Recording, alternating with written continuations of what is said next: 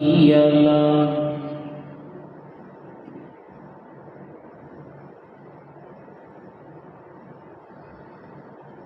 ونشهد أن لا إله إلا الله وحده لا شريك له ونشهد أن سيدنا ومولانا محمدا عبده ورسوله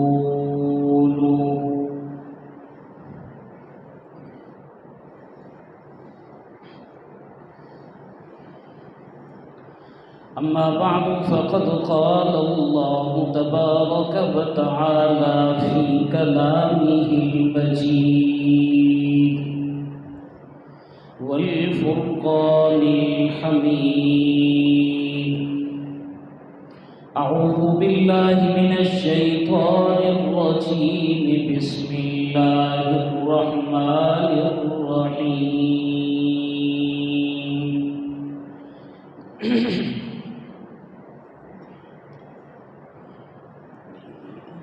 لقد رضي الله عن المؤمنين إذ يبايعونك تحت الشجرة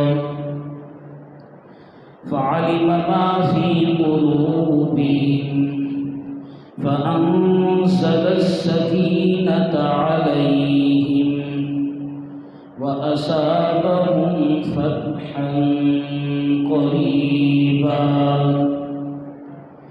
سبحان ربك رب العزة عما يصفون وسلام على المرسلين والحمد لله رب العالمين.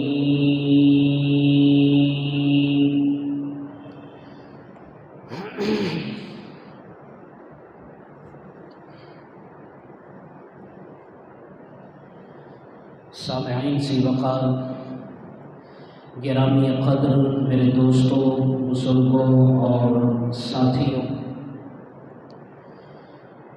گزشتہ جمعہ بھی اس عاجز میں آپ کے سامنے داماد پیغمبر ہمسلف حیدر، خلیفہ سون، امیر المؤمنین، امام المتقین جناب سیدنا عثمان بن عفان رضی اللہ تعالیٰ عنہ کی فضیلت اور منقبت کے حوالے سے کچھ معروضات پیش کی تھی۔ آج کی نشست بھی اسی عنوان کا تسلسل ہے۔ پروردگار سے میں دعا گو ہوں کہ اللہ جل وعلا مجھے حق سچ کہنے کی توفیق عطا فرمائے اور پھر ہم سب کو کردار عثمانی اور اوصاف عثمانی اپنانے کی توفیق عطا فرمائے۔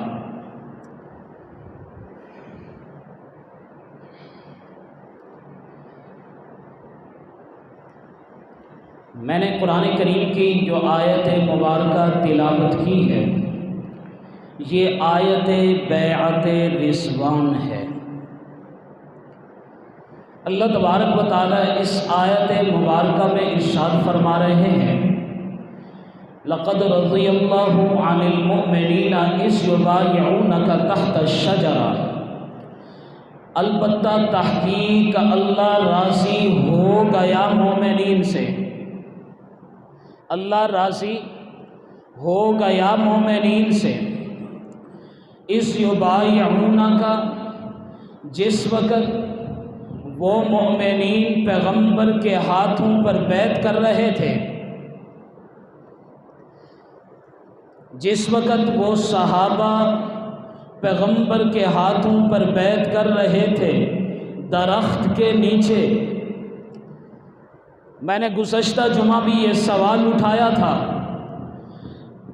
کہ درخت کا ذکر قرآن کریم میں کہاں سے آ گیا ہے؟ یہ درخت قرآن کریم میں کیسے اور کہاں سے آ گیا ہے؟ یاد رکھیے، جس چیز کی نسبت پیغمبر سے جڑ جائے وہ چیز قابل عصمت ہو جایا کرتی ہے۔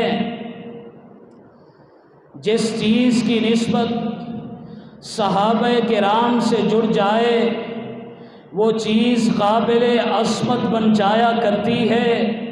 ہاں، اگر پتھروں کی نسبت پیغمبر سے جڑ جائے وہ پتھر بھی قابل عصمت بن جاتے ہیں۔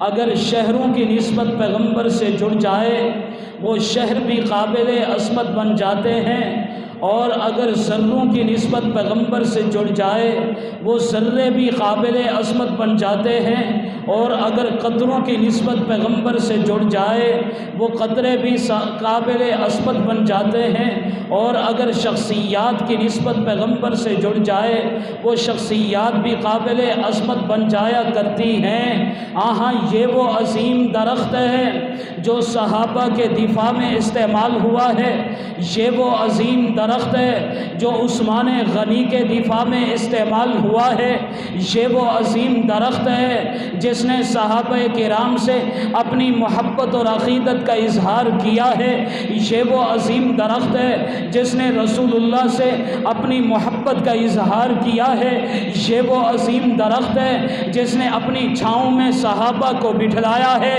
یہ وہ عظیم درخت ہے جس نے اپنی چھاؤں میں تاجدار رسالت صلی اللہ علیہ وسلم کو بٹھلایا ہے۔ ہاں، درخت معمولی تھا، روایات میں آتا ہے کہ یہ کیکر کا درخت تھا۔ کیکر کا درخت معمولی درخت شمار ہوتا ہے، لیکن اگر معمولی درخت بھی صحابہ کی عزت کے لیے استعمال ہو جائے، صحابہ کے دفاع کے لیے استعمال ہو جائے، صحابہ کی محبت میں استعمال ہو جائے، رسول اللہ کی محبت میں استعمال ہو جائے، اللہ اس درخت سے بھی راضی ہو جاتا ہے، اللہ اس درخت کو بھی قابل عصمت بنا دیا کرتا ہے۔ ہاں، تو پھر مجھے کہنے دیجئے کہ جس وقت صحابہ کرام رسول اللہ کے ہاتھوں پر بیعت کر رہے تھے جناب عثمان غنی کا بدلہ لینے کے لیے، یہ وہ موقع اتنا خوبصورت تھا، اتنا حسین اور احسن تھا، اتنا جمیل اور اجمل تھا، اتنا کامل اور اکمل تھا، اتنا دلکش اور دل نشین تھا، اتنا یہ منظر دل فریب تھا۔ اللہ کو اس قدر یہ منظر پسند آیا کہ اللہ نے بیعت کرنے والوں سے اپنی رضا کا اعلان فرما دیا۔ اللہ صرف صحابہ سے راضی نہیں ہوا بلکہ جس درخت کے سائے میں بیٹھ کر صحابہ نے پیغمبر کے مبارک ہاتھوں پر بیعت کی، اللہ اس درخت سے بھی راضی ہو گیا۔ اللہ نے زمین سے اٹھایا اس درخت کو، قرآن میں جا کر لگا دیا۔ اب قیامت کی صبح تک جب تک قرآن پڑھا جائے گا اس درخت کی عظمت کے تذکرے بھی ہوتے رہیں گے، اس درخت کی عظمت کے تذکرے بھی ہوتے رہیں گے۔ اللہ نے اس درخت کو زمین سے اٹھایا، قرآن میں جا کر لگا دیا، اللہ اس درخت سے راضی ہو گیا، اللہ نے اس درخت کو قابل عزت اور عظمت بنا دیا۔ ہاں، میں پیغام دینا چاہتا ہوں صحابہ کرام سے محبت کرنے والوں کو، میں پیغام دینا چاہتا ہوں صحابہ کرام کے جانثاروں کو، میں پیغام دینا چاہتا ہوں صحابہ کرام کے وفاداروں کو، میں پیغام دینا چاہتا ہوں صحابہ کرام کے حبداروں کو، آؤ میدان کے اندر صحابہ کے دفاع کے لیے استعمال ہو جاؤ، صحابہ کی عزت اور عظمت کا پرچار کرو، صحابہ سے محبت کا اظہار کرو، صحابہ کرام کے در کی نوکری کرو، اہل بیت کے در کی غلامی کرو، صحابہ کرام سے اپنی محبت اور عقیدت کا اظہار کرو، اہل بیت اطہار سے اپنی محبت اور عقیدت کا اظہار کرو۔ ہاں، میں ذمہ دارانہ بات کہنا چاہتا ہوں، ذمہ دار جگہ پر بیٹھ کر یہ بات کرنا چاہتا ہوں کہ وہ پروردگار جو ایک معمولی سے درخت سے راضی ہو گیا اور اس درخت کو قابل عظمت بنا دیا، اگر تم صحابہ کے دفاع کے لیے استعمال ہو جاؤ گے، صحابہ کی محبت میں استعمال ہو جاؤ گے، اہل بیت کی محبت میں استعمال ہو جاؤ گے، وہی پروردگار تم سے بھی راضی ہو جائے گا، وہی پروردگار تمہیں بھی قابل عزت اور عظمت بنا دے گا، وہی پروردگار تمہیں بھی قابل عزت اور عظمت بنا دے گا۔ ہاں، اگر آج اس درخت کے تذکرے ہیں تو تمہارے تذکرے بھی رہتی دنیا تلک ہوتے رہیں گے، اگر آج اس درخت کے چرچے ہیں تمہارے چرچے بھی ہوتے رہیں گے، اگر آج اس درخت کا نام باقی ہے تو تمہارا نام بھی باقی رہے گا، لیکن شرط یہ ہے کہ صحابہ کے دفاع میں استعمال ہو جاؤ، اپنی زندگیاں صحابہ کے دفاع کے لیے کھپا دو، اللہ تمہیں بھی بابرکت بنا دے گا، اللہ تمہیں بھی قابل عزت اور عظمت بنا دے گا، اللہ تمہارے بھی چرچے کرا دے گا، اللہ تبارک و تعالیٰ تمہارا نام بھی روشن کر دے گا۔ صحابہ کے دفاع کے لیے استعمال ہو جاؤ۔ ہاں،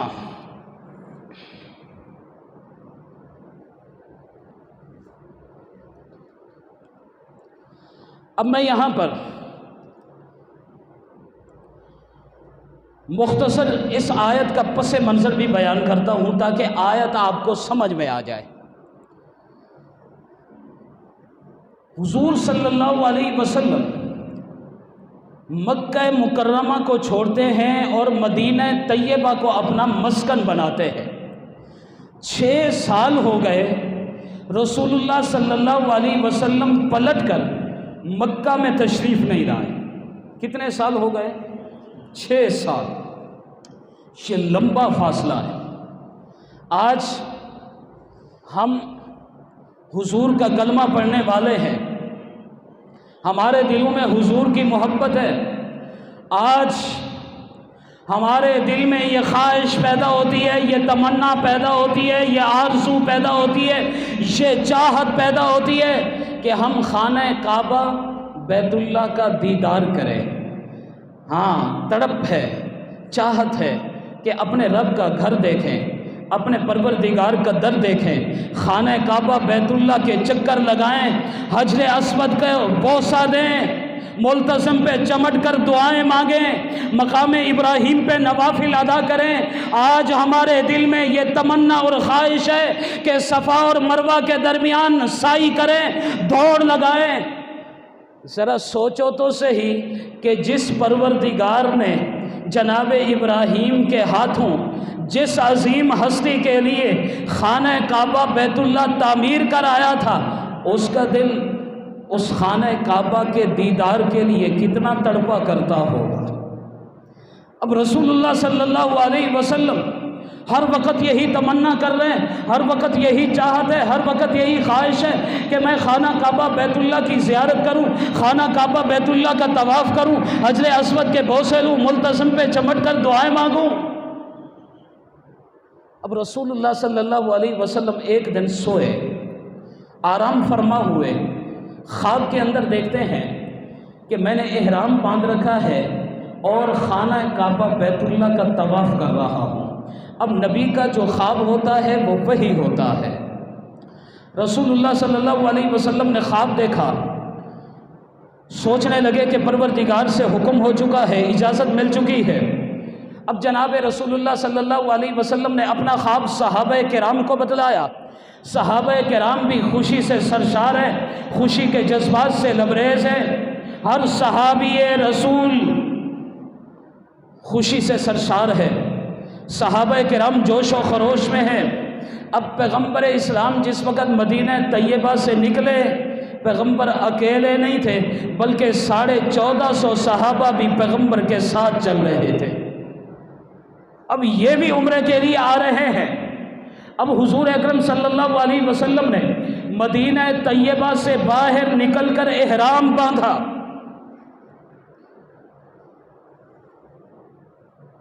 اب میں یہاں پر عقیدے کی بات بھی کرنے لگا ہوں۔ اب حضور احرام باندھ رہے ہیں۔ یاد رکھیے، اللہ کے بعد کائنات میں سب سے زیادہ علم میرے پیغمبر کے پاس ہے، لیکن علم غیب کے خزانے وہ صرف اللہ کے پاس ہے۔ ما کان و ما یکون کا علم صرف اللہ کے پاس ہے۔ پیغمبر کے پاس جو علم ہے یہ اللہ کا عطا کردہ ہے۔ اللہ اگر علم عطا کر دے تو پیغمبر قیامت تلک کی خبریں بتلا دیا کرتے ہیں، اگر اللہ نہ بتلائے، پیغمبر مدینہ سے باہر نکل کر احرام باندھ رہے ہیں، پیغمبر کو علم نہیں کہ عمرہ بھی کر سکتا ہوں یا نہیں کر سکتا، پیغمبر کو علم نہیں ہے۔ اب احرام باندھ لیا ہے، وہاں سے چل پڑے ہیں۔ مکہ مکرمہ سے 8 یا 10 میل کے فاصلے پر حدیبیہ کے مقام پر پڑاؤ ڈالتے ہیں۔ اب رسول اللہ صلی اللہ علیہ وسلم فرماتے ہیں کہ مکہ مکرمہ میں داخل ہونے سے پہلے مشرکین مکہ سے اجازت لینی چاہیے۔ اب اجازت لینے کے لیے کون جائے؟ رسول اللہ صلی اللہ علیہ وسلم کی نظر انتخاب جناب فاروق اعظم پہ پڑتی ہے۔ فرمایا عمر کھڑے ہو جاؤ۔ عرض کیا اللہ کے رسول میں جی جان سے حاضر ہوں، آپ حکم دیں، میں اپنی جان بھی قربان کر دوں، لیکن عرض یہ ہے کہ اگر میں چلا گیا بات بنے گی نہیں، بگڑ جائے گی۔ اگر میں چلا گیا تو بات بنے گی نہیں، بگڑ جائے گی، اس لیے کہ میری طبیعت میں سختی ہے، مشرکین مکہ کے ساتھ میری دشمنی چل رہی ہے، کسی صورت بھی اجازت نہیں دیں گے۔ اللہ کے رسول ہمارے درمیان ایسی شخصیت موجود ہے جس کی عزت صرف ہم نہیں کرتے، ہمارا دشمن بھی کرتا ہے، جس کا احترام صرف ہم نہیں کرتے بلکہ ہمارا دشمن بھی کرتا ہے۔ جناب رسول اللہ نے فرمایا عمر وہ کون ہے؟ جناب فاروق اعظم نے فرمایا اللہ کے رسول وہ عثمان غنی ہے، جس کی عزت صرف ہم نہیں کرتے، ہمارا دشمن بھی عثمان غنی کی عزت کرتا ہے، جس کا احترام صرف ہم نہیں کرتے، ہمارا دشمن بھی عثمان غنی کا احترام کرتا ہے۔ اب جناب رسول اللہ صلی اللہ علیہ وسلم فرماتے ہیں عثمان آپ میرے نمائندے بن کے جائیے، آپ میرے قاصد بن کے جائیے، آپ میرے ایلچی بن کے جائیے، آپ میرے سفیر بن کے جائیے۔ عثمان غنی میں آپ کے احساس پر قربان ہو جاؤں۔ آج دنیا بڑے فخر کے ساتھ بتلاتی ہے کہ فلاں شخص فلاں ملک کا سفیر ہے، فلاں کنٹری کا سفیر ہے۔ آج بتلایا جاتا ہے کہ فلاں شخص امریکہ کا سفیر ہے، فلاں شخص برطانیہ کا سفیر ہے، فلاں شخص اٹلی کا سفیر ہے، فلاں شخص یورپی یونین کا سفیر ہے، فلاں شخص سعودیہ عربیہ کا سفیر ہے، فلاں شخص امارات کا سفیر ہے۔ جتنی بڑی سلطنت ہوتی ہے اتنا بڑا اعزاز ہوتا ہے، جتنی بڑی سلطنت ہوتی ہے اتنا بڑا سفیر کا پروٹوکول ہوتا ہے۔ ہاں میں عثمان کے احساس پر قربان جاؤں کہ عثمان غنی کسی عام سلطنت عام شخصیت کے سفیر بن کے نہیں بلکہ دربار رسالت اور کائنات کے سب سے بڑے سردار جناب رسول اللہ کے سفیر اور نمائندہ بن کے جا رہے ہیں، جناب رسول اللہ کے سفیر بن کے جا رہے ہیں، جناب رسول اللہ کے نمائندہ اور ایلچی بن کے جا رہے ہیں۔ ہاں جناب عثمان غنی کا کتنا بڑا اعزاز ہوگا۔ آج ہم یہ بتلاتے ہیں کہ میری فلاں ملک کے سفیر کے ساتھ دوستی ہے، ہم سیلفیاں لیتے ہیں، سوشل میڈیا پہ اپلوڈ کر دیتے ہیں۔ ذرا سوچو تو صحیح کہ اس کا مقام اور مرتبہ کتنا بڑا ہوگا جو کائنات کے سب سے بڑے سردار کا سفیر بن کے جا رہا ہے، اس کا پروٹوکول کتنا بڑا ہوگا، اس کا مقام اور مرتبہ اعزاز کتنا بڑا ہوگا۔ اب جناب عثمان غنی رضی اللہ تعالیٰ عنہ سرداران قریش کے پاس پہنچتے ہیں۔ سرداران قریش نے کہا عثمان ہم آپ کی عزت کرتے ہیں، آپ کا احترام کرتے ہیں، آپ کی شرافت پر کسی کو اعتراض نہیں، اگر آپ عبادت کرنا چاہیں، اگر آپ عبادت کرنا چاہیں تو مسجد حرام بیت اللہ آپ کے لیے حاضر ہے، اور اگر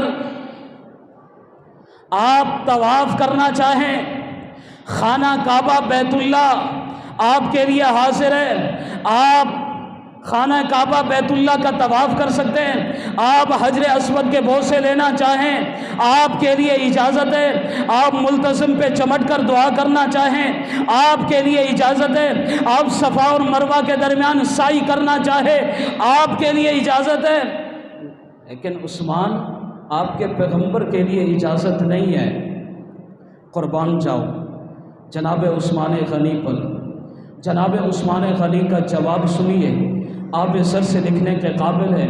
عشق و محبت میں ڈوب کر جناب عثمان غنی نے جواب دیا ہے، سرداران قریش سن لو،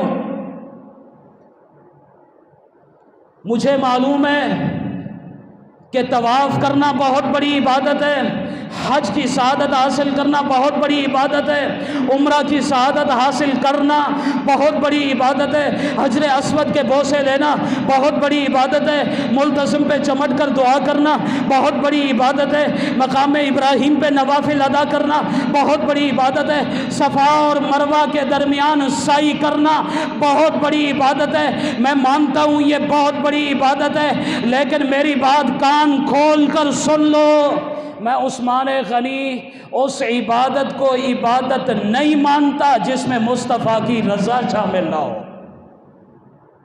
میں اس عبادت کو عبادت نہیں مانتا، اس عمل کو عبادت نہیں مانتا جس میں مصطفیٰ کی رضا شامل نہیں، جس پر مصطفیٰ کی مہر نہیں۔ میں اس عمل کو عبادت مانتا ہوں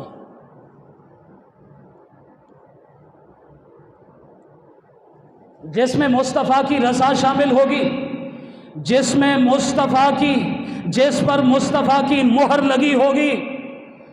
میں خانہ کعبہ بیت اللہ میں کیوں جاؤں؟ قبلہ تو موجود ہے، لیکن قبلہ نما تو نہیں ہے، قبلہ دکھانے والا تو نہیں ہے، وہ عظیم شخصیت تو نہیں ہے جس نے میرے دل میں خانہ کعبہ بیت اللہ کی عظمت بٹھائی ہے۔ ہاں جب تک تاجدار رسالت تشریف نہیں لائیں گے اس وقت تک عثمان غنی خانہ کعبہ کا طواف بھی نہیں کرے گا۔ جناب عثمان غنی نے ہمیں دین کی حقیقت سمجھا دی، اور یاد رکھیے جو لوگ اللہ کے راستے میں قربانیاں پیش کرتے ہیں دین کی حقیقت انہیں سمجھ آتی ہے، وہ دین کی حقیقت کو خود بھی سمجھتے ہیں، آگے دوسروں کو بھی سمجھاتے ہیں۔ جناب ابراہیم علیہ السلام نے اللہ کے راستے میں قربانیاں پیش کی، دین کی حقیقت کو خود بھی سمجھا، آگے بھی سمجھایا۔ ہاں آرام فرما ہے، خواب میں دیکھتے ہیں بیٹے کی گردن پہ چھری چلا رہا ہو، اب اسی خواب کو پورا کرنا چاہ رہے ہیں، پلٹ کر اللہ سے سوال نہیں کیا کہ اے اللہ بڑی چاہتوں کے بعد یہ بیٹا ملا، تمناؤں کے بعد بیٹا ملا، خواہشوں کے بعد بیٹا ملا، آرزوؤں کے بعد بیٹا ملا، اے اللہ 80 سال کے بعد میری گود ہری ہوئی ہے، میرے گھر کا اکیلا چشم و چراغ ہے، اپنے ہاتھ سے قربان کر دو۔ پلٹ کے سوال نہیں کیا، قربان جب جناب اسماعیل علیہ السلام پر، اس نے بھی ہمیں دین کی حقیقت سمجھا دی۔ وہ تو بڑا نہیں تھا، وہ تو بچہ تھا، لیکن اس کے شعور پہ قربان جاؤ۔ جناب اسماعیل علیہ السلام نے پلٹ کر اپنے باپا سے پوچھا نہیں کہ ابا جان میرا جرم کیا ہے، میرا قصور کیا ہے، کون سی دفعہ، کون سی ایکٹ، کون سا آرڈیننس، کون سا نظام، کون سی حکومت، کون سی عدالت اس بات کی اجازت دیتی ہے کہ والد بغیر جرم کے بیٹے کی گردن پہ چھری چلا دے؟ نہ ابراہیم نے پلٹ کے سوال کیا، نہ اسماعیل نے پلٹ کے سوال کیا۔ اب قرآن یہ کہتا ہے فلما اسلما، ابراہیم بھی پروردگار کے حکم کے سامنے جھک گئے، اسماعیل بھی پروردگار کے حکم کے سامنے جھک گئے۔ باپ کاٹنے پر راضی ہے، بیٹا کٹنے پر راضی ہے۔ اب جناب ابراہیم اور اسماعیل نے ہمیں دین کی حقیقت سمجھا دی کہ جب تمہارے سامنے پروردگار کا حکم آ جائے تم بھی پروردگار کے حکم کے سامنے جھک جاؤ۔ عقل کے ترازو پر وہ حکم پورا اترتا ہے تب بھی مانو، نہیں اترتا تب بھی مانو۔ اللہ کے حکم میں حکمت تلاش کرنے کی اجازت نہیں ہے، مصلحت تلاش کرنے کی اجازت نہیں ہے، عقل کے گھوڑے دوڑانے کی اجازت نہیں ہے۔ پروردگار کے حکم کے سامنے اپنی گردن جھکا لو۔ جناب ابراہیم علیہ السلام نے بھی ہمیں دین کی حقیقت سمجھائی، جناب عثمان غنی رضی اللہ تعالیٰ عنہ نے بھی قربانیاں پیش کر کے ہمیں دین کی حقیقت سمجھائی۔ ہاں کہ جو کچھ بھی ہو جائے، جتنا خوبصورت عمل کیوں نہ ہو، اگر اس میں مصطفیٰ کی رضا ہے تو وہ عبادت ہے، اگر مصطفیٰ کی رضا نہیں وہ کبھی بھی عبادت نہیں بن سکتا۔ خانہ کعبہ کا طواف کرنا بہت بڑی سعادت ہے، مصطفیٰ کی رضا ہے تو عبادت ہے، رضا نہیں ہے تو عبادت نہیں ہے۔ حجر اسود کے بوسے لینا بہت بڑی سعادت، مصطفیٰ کی رضا ہے تو عبادت ہے، لیکن اگر مصطفیٰ کی رضا شامل نہیں تو عبادت نہیں۔ جناب ابراہیم علیہ السلام نے بھی دین کی حقیقت سمجھا دی، جناب عثمان غنی نے بھی ہمیں دین کی حقیقت سمجھا دی۔ اب آگے چلیے، جناب رسول اللہ صلی اللہ علیہ وسلم تک یہ خبر پہنچتی ہے کہ جناب عثمان غنی کو شہید کر دیا گیا ہے۔ اب آپ بتاؤ یہ خبر سچی تھی یا جھوٹی تھی؟ خبر اگر جھوٹی تھی تو پھر معلوم ہوتا ہے کہ رسول اللہ کے پاس علم غیب کے خزانے نہیں، علم غیب کے سارے خزانے پروردگار کے پاس ہے۔ جھوٹی خبر پہنچتی ہے، رسول اللہ صلی اللہ علیہ وسلم اسے تسلیم کر لیتے ہیں، رسول اللہ رنجیدہ ہو جاتے ہیں، رسول اللہ کی طبیعت پریشان ہو جاتی ہے، رسول اللہ صلی اللہ علیہ وسلم کا چہرہ غصے کی وجہ سے سرخ ہو جاتا ہے۔ رسول اللہ صلی اللہ علیہ وسلم اس عزم کو دہراتے کہ میں عثمان کا بدلہ لیے بغیر واپس نہیں جاؤں گا۔ اب صحابہ بھی پیچھے نہیں رہے۔ صدیق اکبر نے سنا، عرض کیا اللہ کے رسول میں بھی عثمان کا بدلہ لیے بغیر واپس نہیں جاؤں گا۔ فاروق اعظم نے سنا تو عرض کیا اللہ کے رسول میں بھی عثمان کا بدلہ لیے بغیر واپس نہیں جاؤں گا۔ جناب حیدر کرار علی المرتضیٰ نے سنا، عرض کیا اللہ کے رسول میں بھی عثمان کا بدلہ لیے بغیر واپس نہیں جاؤں گا۔ 1450 صحابہ کرام نے بھی عرض کیا اللہ کے رسول ہم آپ کو تنہا نہیں چھوڑیں گے، عثمان کا بدلہ لیے بغیر واپس نہیں جائیں گے۔ اب جناب رسول اللہ صلی اللہ علیہ وسلم نے فرمایا کہ میرے صحابہ اگر تم وعدہ کرنے لگے ہو پھر زبانی کلامی وعدے نہیں چلیں گے، آؤ میرے ہاتھ پر ہاتھ رکھ کر وعدہ کرو کہ ہم عثمان کا بدلہ لیے بغیر واپس نہیں جائیں گے۔ اب رسول اللہ بیعت لے رہے ہیں، صحابہ کرام رضوان اللہ تعالی علیہم اجمعین پیغمبر کے مبارک ہاتھوں پر ہاتھ رکھ کر وعدہ کر رہے ہیں کہ ہم عثمان کا بدلہ لیے بغیر واپس نہیں جائیں گے۔ ہاں بڑی عجیب بات ہے، جس وقت انسان بدلہ لیتا ہے، بدلہ لیتے وقت اپنی جان کو خطرے میں ڈال دیتا ہے، انسان کی اپنی جان بھی جا سکتی ہے، شہید ہونے کا اندیشہ موجود ہے۔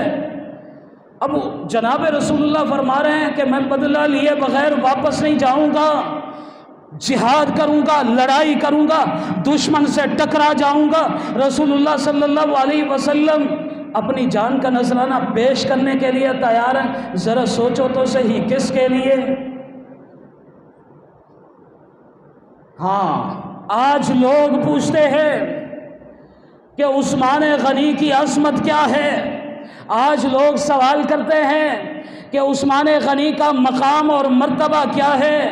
میں انہیں بتلانا چاہتا ہوں کہ یہی تو عثمان غنی کی عظمت ہے، یہی تو عثمان غنی کی رفعت اور بلندی ہے، یہی تو عثمان غنی کی شان اور شوکت ہے کہ عثمان غنی کے لیے وہ عظیم پیغمبر بھی اپنی جان کا نذرانہ پیش کرنے کے لیے تیار ہے جس کو اللہ نے مقصود کون و مکان بنا کر بھیجا ہے۔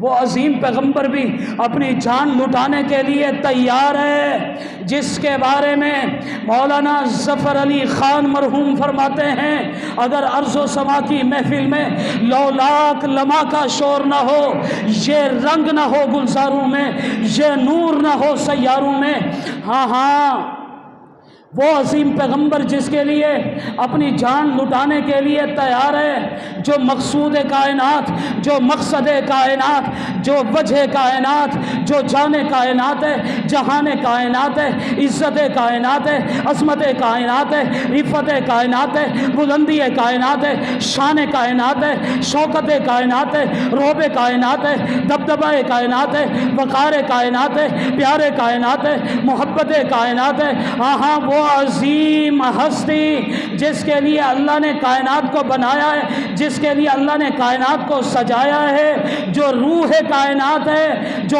حسن کائنات ہے، جو جمال کائنات ہے، جو کمال کائنات ہے، جو عروج کائنات ہے، جو روح کائنات ہے، جو رحمت عالم، جو رحمت مجسم بن کے آیا ہے، جو ہادی عالم بن کے آیا ہے، جو ہادی کل کے بن کے آیا ہے۔ ہاں وہی عظیم پیغمبر جو چلے دین بن جائے، جو بیٹھے دین بن جائے، جو مسکرا پڑے دین بن جائے، وہ عظیم پیغمبر جو خاموش ہو جائے دین بن جائے، وہ عظیم پیغمبر جو تصدیق کر دے دین بن جائے، وہ عظیم پیغمبر جو تردید کر دے دین بن جائے، وہ عظیم پیغمبر جو ہاں کر دے اس کا کرنا عبادت بن جائے، وہ عظیم پیغمبر جس چیز کے بارے نہ کر دے اس کا کرنا گناہ بن جائے۔ ہاں وہی عظیم پیغمبر جس کے قدموں پہ ساری دنیا کو نثار کیا جا سکتا ہے، وہی عظیم پیغمبر جس کے قدموں پر ساری انسانیت کو قربان کیا جا سکتا ہے، وہی عظیم پیغمبر جس کے قدموں کی دھول پر ساری انسانیت قربان کی جا سکتی ہے، ساری مخلوق قربان کی جا سکتی ہے،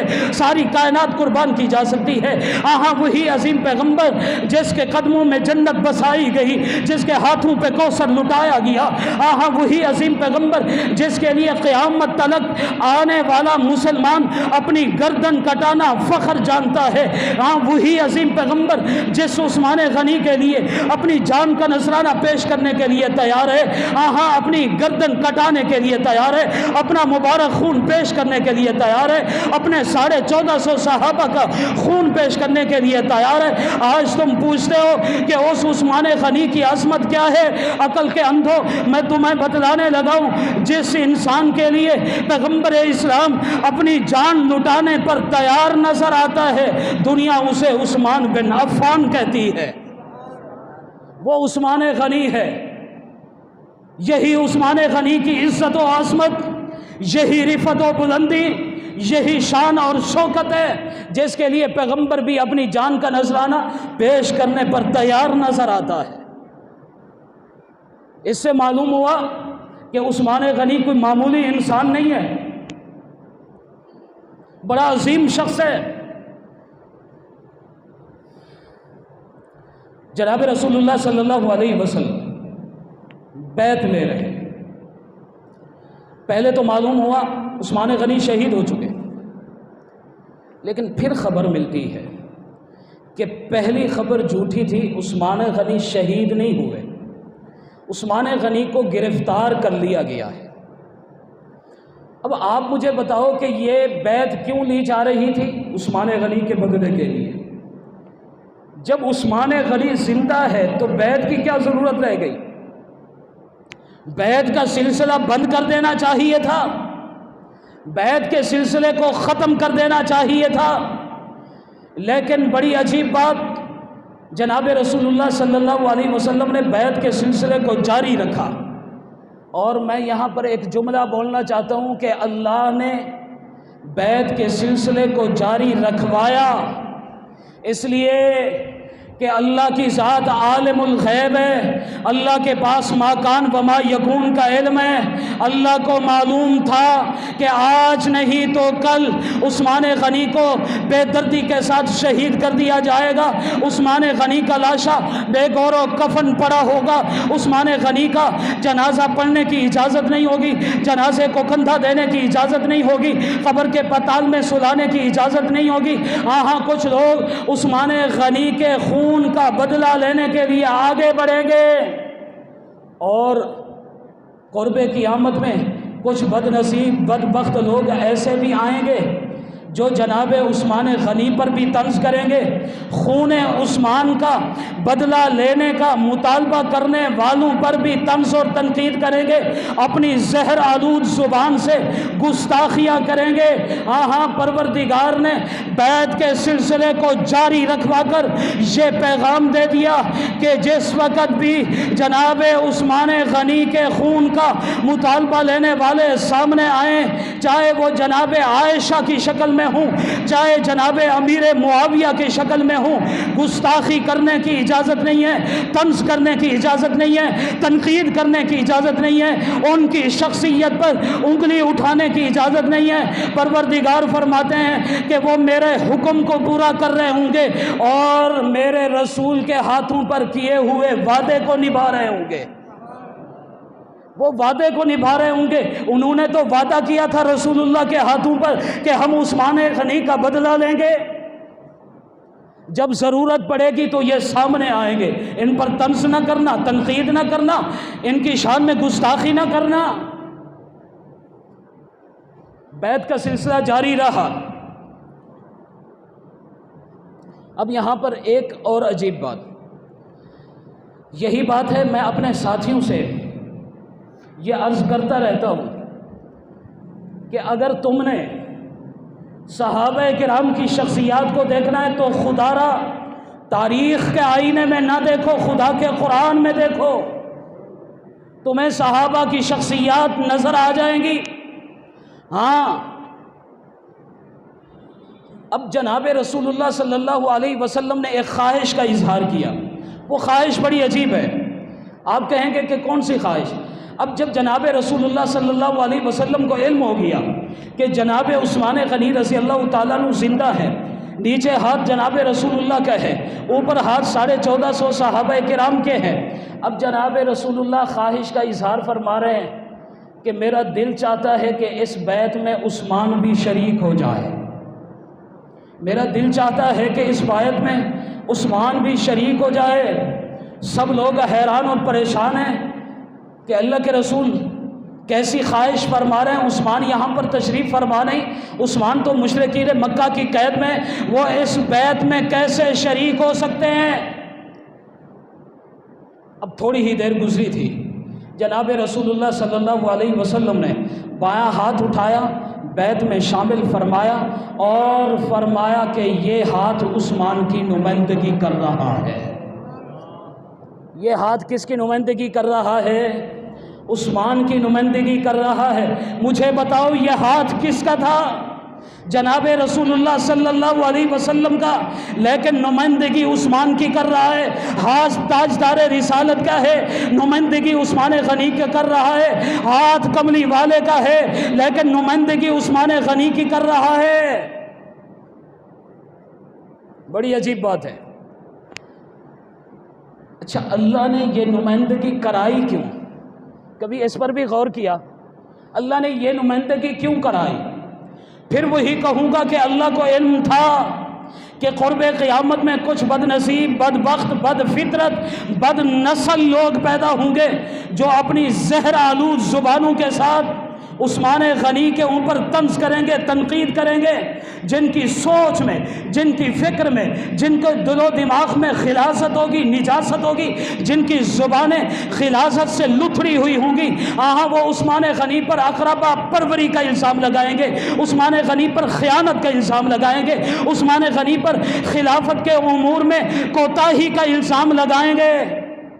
اللہ نے آج سے 1400 سال پہلے فیصلہ کرا دیا، جناب رسول اللہ صلی اللہ علیہ وسلم کے ہاتھوں سے عثمان غنی کی نمائندگی کرا کر 1400 سال پہلے اللہ نے یہ فیصلہ کر دیا کہ عثمان غنی کبھی بھی خیانت نہیں کر سکتا، کبھی بھی اقربا پروری نہیں کر سکتا، کبھی بھی خلافت کے امور میں کوتاہی نہیں کر سکتا، کبھی بھی خلافت کو سلب نہیں کر سکتا، کبھی بھی قرآن کو لکھنے میں، قرآن کو جمع کرنے میں، قرآن کو کی نشر و اشاعت کرنے میں خیانت نہیں کر سکتا، اس لیے کہ جو عثمان کے ہاتھ ہیں وہ عثمان کے اپنے نہیں، حقیقت میں مصطفیٰ کے ہاتھ ہیں۔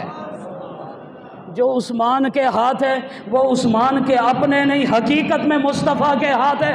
مجھے بتاؤ مصطفیٰ کا ہاتھ ہو، خیانت کیسے ہو سکتی ہے؟ اقربا پروری کیسے ہو سکتی ہے؟ قرآن کے جمع کرنے میں، قرآن کی نشر و اشاعت کرنے میں، قرآن کے پھیلانے کے اندر کوتاہی کیسے ہو سکتی ہے؟ لقد رضی اللہ عن المؤمنین اذ یبایعونک تحت الشجرہ۔ ابھی سلسلہ آگے بڑھ رہا ہے، بات رکی نہیں ہے۔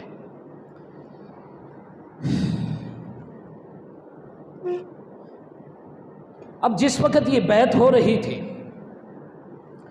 نیچے ہاتھ جناب رسول اللہ کا، اوپر ہاتھ صحابہ کے، زمین پر بیٹھ کر یہ بیعت ہو رہی ہے، درخت کی چھاؤں میں بیٹھ کر یہ بیعت ہو رہی ہے۔ اب پروردگار بھی اس بیعت میں شریک ہو گئے۔ اللہ فرماتے ہیں ید اللہ فوق ایدیہم، سارے ہاتھ نیچے ہیں، مجھ اللہ کا ہاتھ ان سب کے اوپر ہے۔ رسول اللہ کا ہاتھ میرے ہاتھ میں، ابو بکر کا ہاتھ میرے ہاتھ میں، فاروق اعظم کا ہاتھ میرے ہاتھ میں، عثمان غنی کا ہاتھ میرے ہاتھ میں، علی حیدر کرار کا ہاتھ میرے ہاتھ میں، 1450 صحابہ کے ہاتھ میرے ہاتھ میں۔ آج جس وقت بچہ بازار میں اکیلا چلا جاتا ہے، ہاں ہمیں اندیشہ ہوتا ہے کہیں گم نہ جائے، کہیں راستے سے بھٹک نہ جائے، کوئی اچک کر اٹھا کر اسے لے نہ جائے۔ لیکن بچہ جس وقت کسی بڑے کے ساتھ چل رہا ہوتا ہے، بڑے کا ہاتھ تھاما ہوا ہوتا ہے، ہاں جس وقت بچے نے اپنے بابا کی انگلی پکڑ رکھی ہوتی ہے، اپنے چچا کی انگلی پکڑ رکھی ہوتی ہے، وہ اپنے آپ کو محفوظ تصور کرتا ہے، پھر وہ بچہ رلتا نہیں، پھر وہ بچہ گمتا نہیں، پھر وہ بچہ راستے سے بھٹکتا نہیں۔ ہاں میں یہی کہنے لگا ہوں، یہی سمجھانے لگا ہوں کہ صحابہ وہ عظیم شخصیات ہیں جن کے ہاتھ رسول اللہ کے محفوظ ہاتھوں میں ہیں، جن کے ہاتھ پروردگار کے محفوظ ہاتھوں میں ہیں۔ ہاں عقل کے اندھو، تمہارا بچہ اگر تمہارا ہاتھ پکڑ لے وہ رلتا نہیں، گمتا نہیں۔ مجھے بتاؤ جن صحابہ کرام نے اپنے ہاتھ رسول اللہ کے ہاتھوں میں دے دیے، اپنے ہاتھ پروردگار کے ہاتھوں میں دے دیے، بدبختوں وہ راستے سے کیسے بھٹک سکتے ہیں؟ وہ کیسے گمراہ ہو سکتے ہیں؟ وہ کیسے دین سے پھر سکتے ہیں؟ آج کہتے ہیں کہ رسول اللہ کے بعد صحابہ دین سے پھر گئے تھے۔ تمہارا بچہ نہیں بھٹکتا، صحابہ بھٹک گئے تھے، العیاذ باللہ۔ ید اللہ فوق ایدیہم، اللہ کا ہاتھ صحابہ کے ہاتھوں کے اوپر ہے۔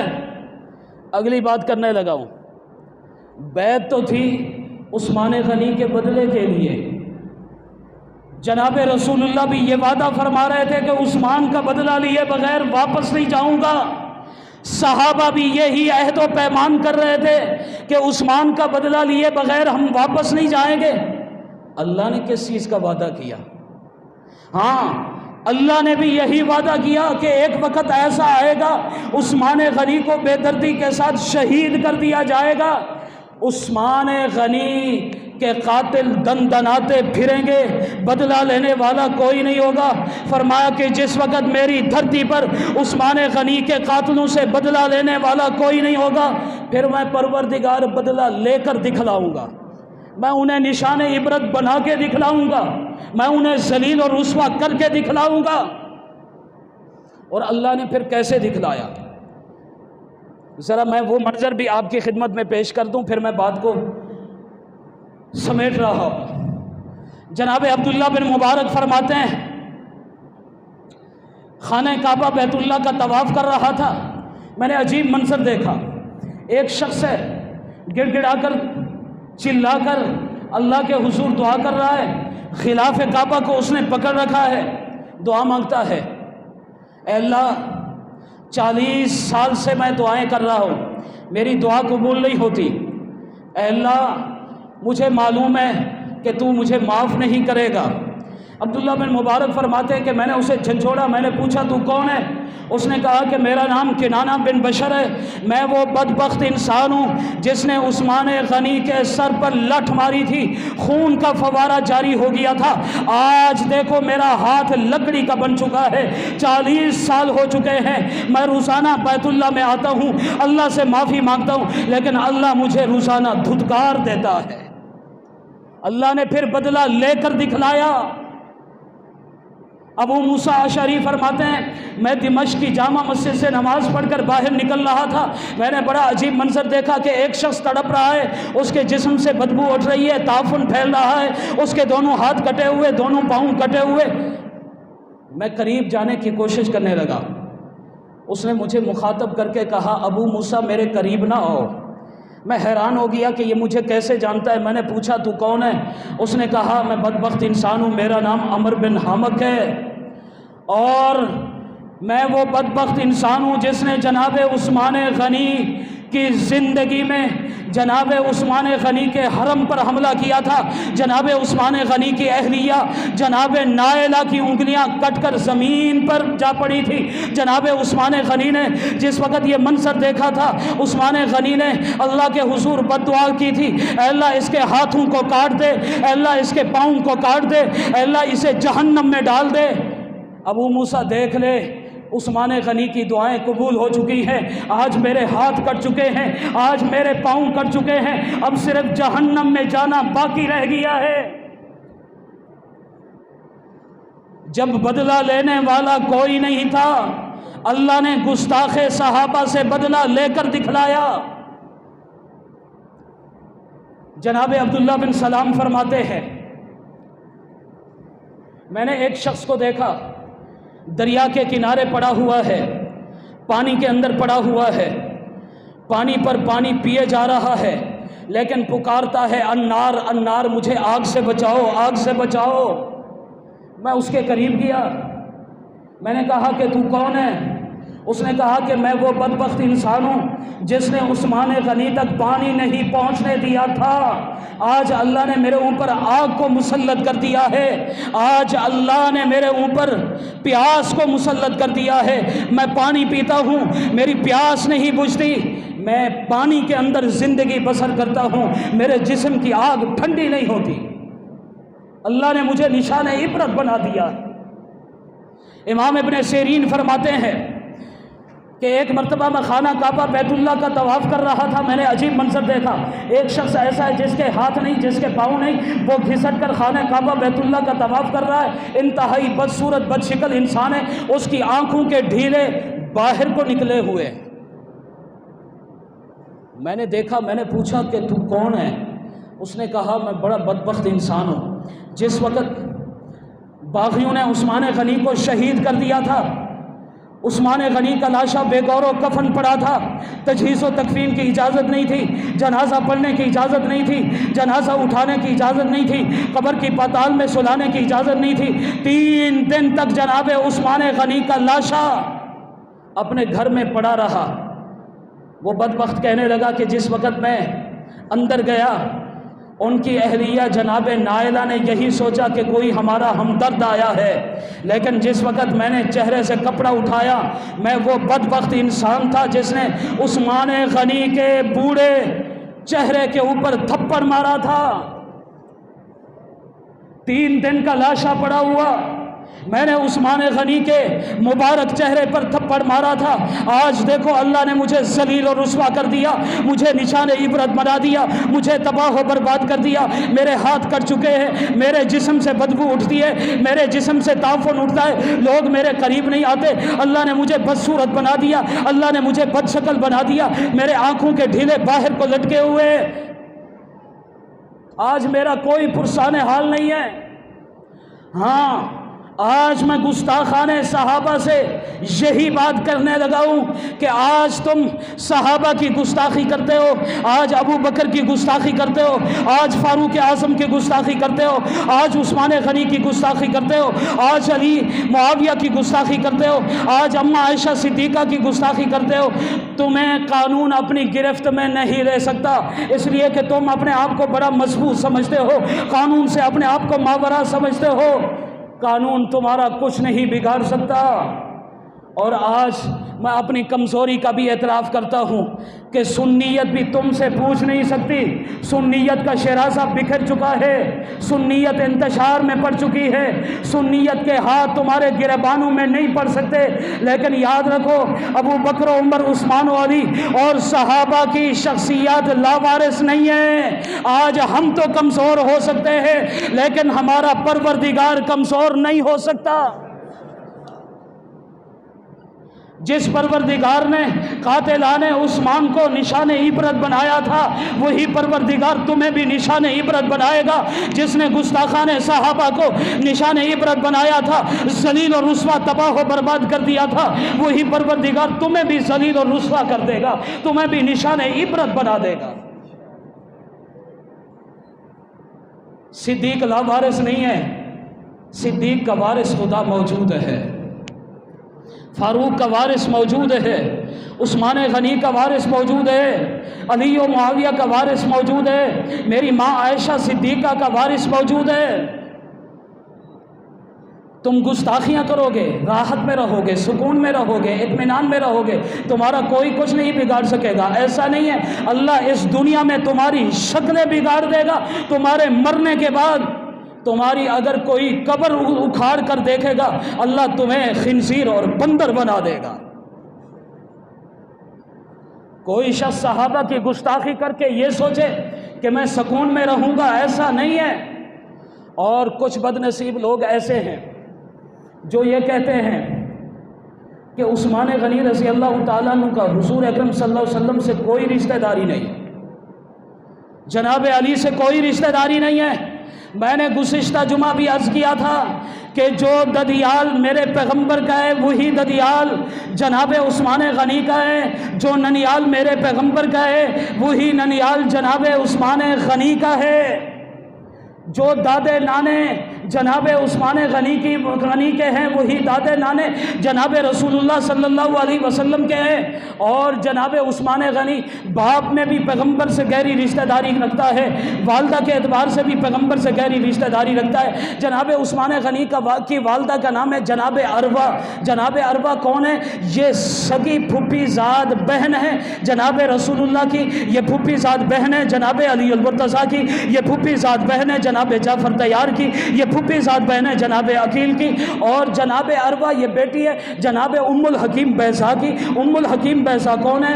یہ جناب رسول اللہ صلی اللہ علیہ وسلم کی پھوپھی ہے سگی، اور ام الحکیم بیضا جناب عبداللہ کی سگی بہن ہے، جڑواں بہن ہے، ایک ہی وقت میں پیدائش ہوئی ہے۔ ہاں یہ پھوپھی ہے جناب رسول اللہ کی، یہ پھوپھی ہے جناب علی المرتضیٰ کی، ہاں یہ پھوپھی ہے جناب جعفر کی، یہ پھوپھی ہے جناب عقیل کی، اور یہ نانی ہے جناب عثمان غنی کی۔ اور صرف اسی پر بس نہیں، جناب عثمان غنی کی گہری رشتہ داری جناب آدم سے لے کر جناب رسول اللہ صلی اللہ علیہ وسلم تلک کسی شخص کو یہ اعزاز حاصل نہیں کہ کوئی شخص کسی پیغمبر کا دوہرا داماد بناؤ۔ اگر یہ اعزاز کسی کو حاصل ہے وہ صرف ایک عثمان غنی ہے۔ اور میں نہیں کہہ رہا، بڑا مضبوط حوالہ پیش کرنے لگا ہوں، نہج البلاغہ میں جناب علی المرتضیٰ فرماتے ہیں جناب عثمان غنی کے بارے میں وَقَدْ نِلْتَ مِنْ سَحْرِهِ مَا لَمْ يَنَالُهُ، کہ جو دامادی کا رشتہ عثمان غنی کو حاصل ہے مجھ سمیت کسی کو حاصل نہیں ہے۔ کیوں؟ آگے وجہ بیان فرمائی، لِأَنَّهُ تَزَوَّجَ بِنْتَيِ النَّبِي صلی اللہ علیہ وسلم رقیہ و ام کلثوم، فرمایا اس لیے کہ جناب عثمان غنی نے پیغمبر اسلام صلی اللہ علیہ وسلم کی دو صاحبزادیوں جناب ام کلثوم اور رقیہ سے نکاح کیا تھا۔ اگر میں پیغمبر کا داماد ہوں، جناب علی فرماتے ہیں میں اکہرا داماد، عثمان غنی پیغمبر کے دوہرے داماد۔ اور اس سے بھی آگے چلیے، جناب علی کے بھتیجے ہیں، جناب جعفر طیار کے بیٹے ہیں، نام جناب عبداللہ بن جعفر ہے، جناب عبداللہ بن جعفر کی بیٹی ہے، نکاح جناب عثمان غنی کے بیٹے جناب عبان سے ہوتا ہے۔ نکاح کس سے ہوتا ہے؟ جناب عبان سے ہوتا ہے، عثمان غنی کے صاحبزادے کے ساتھ۔ اب آپ نے جناب حسین کی لخت جگر جناب سکینہ کا نام سن رکھا ہے، لیکن آپ کو لوگ یہ نہیں بتائیں گے کہ نکاح کس کے ساتھ ہوا ہے۔ نکاح ہوا جناب زید بن عمر کے ساتھ، یہ پوتے ہیں جناب عثمان غنی کے۔ جناب حسین کی دوسری صاحبزادی ہے جن کا نام جناب فاطمہ ہے، جناب فاطمہ کا نکاح ہوا ہے جناب عثمان غنی کے دوسرے پوتے جناب عبداللہ بن عمر کے ساتھ۔ جناب حسن کی پوتی ہیں جن کا نام ام قاسم ہے، ام قاسم کا نکاح ہوا ہے جناب عثمان غنی کے تیسرے پوتے مروان بن عبان کے ساتھ۔ اب مجھے بتاؤ کہ خاندان علی نے رشتے دیے ہیں، خاندان عثمانی نے برضا و رغبت رشتے قبول کیے ہیں، مجھے بتاؤ یہ محبت کی علامت ہے یا نفرت کی علامت ہے؟ یہ پیار اور محبت کی علامت ہے، یہ بغض اور عداوت کی علامت نہیں، یہ نفرت کی علامت نہیں۔ ہاں میں اور سوال آپ سے کرنے لگا ہوں، اگر کوئی بڑا آپ کا فوت ہو جائے، آپ جنازہ کس سے پڑھواتے ہیں؟ جس سے پیار ہوتا ہے، جس سے محبت ہوتی ہے، جس سے عقیدت ہوتی ہے، جس کو ہم اپنا بڑا مانتے ہیں۔ جناب عباس کی وفات ہو رہی ہے، جنازہ پڑھانے والے خلیفہ سوم امیر المومنین جناب عثمان غنی ہیں۔ ہاں جناب علی المرتضیٰ کے صاحبزادے جناب محمد بن حنفیہ کی وفات ہو رہی ہے، جنازہ پڑھانے والے جناب عثمان غنی کے صاحبزادے جناب ابان بن عثمان ہیں، جناب علی المرتضیٰ کے بھتیجے جناب جعفر کے صاحبزادے جناب عبداللہ بن جعفر کی وفات ہو رہی ہے، جنازہ پڑھانے والے 80 ہجری کے اندر جناب عثمان کے صاحبزادے جناب ابان بن عثمان ہیں۔ یہ جنازے پڑھوانا کس چیز کی علامت ہے؟ نفرت کی علامت ہے یا محبت کی علامت ہے؟ ہاں، اگر محبت کی علامت ہے، جناب عثمان غنی کی رشتہ داری جناب رسول اللہ کے ساتھ بھی ہے، خاندان علی کے ساتھ بھی ہے، تو جس کے ساتھ خاندان علی محبت کرتا ہے ہمیں بھی چاہیے کہ اس عظیم شخص سے محبت کریں، اپنی عقیدت کا اظہار کریں۔ اللہ میرا آپ کا حامی و ناصر، وآخر دعوانا ان الحمد للہ رب العالمین۔